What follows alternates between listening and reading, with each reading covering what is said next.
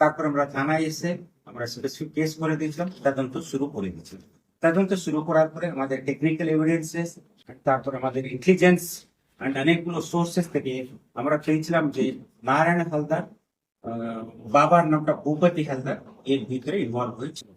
আমরা তারপরে রাত্রি একটা বড় টিম গ্রামে পাঠিয়েছিলাম, গ্রামে পাঠিয়ে রেড করে আমরা নারায়ণ হালদারকে আমরা গ্রেফতার করে দিয়েছিলাম। গ্রেফতার করার পর থানাতে নিয়ে এসে আমরা কন্টিনিউসলি জিজ্ঞাসাবাদ করেছিলাম। উনি ভুল স্বীকার করে নিয়েছিলেন যে এই কাজটা উনি করেছিলেন। অ্যান্ড আরো আমরা জিজ্ঞাসাবাদ চলছে, অ্যান্ড আমরা এখন কোর্টে ফরওয়ার্ড করছি। কোর্টে ফরওয়ার্ড করার পরে আমরা পিসিতে নিয়ে নেবো, পিসিতে নিয়ে আরো জিজ্ঞাসাবাদ করে আমরা বাদ করবো আরো এর ভিতরে কে কে আছে বলে। এই মুহূর্তে উনি ভুল স্বীকার করে নিয়েছেন। উনি কি মূর্তিটা ভেঙেছিলেন? হ্যাঁ, উনি মূর্তিটা ভেঙেছে কেন বলে ভাঙলেন? ভাঙলেন বলে ভুল স্বীকার করে। কেন ভাঙলেন? উনি মদ্যের ব্যবস্থাতে, ড্রাঙ্কেন কন্ডিশন ছিল, মদ্যের ব্যবস্থাতে মূর্তিটা ভেঙে দিয়েছে বলে বলছে।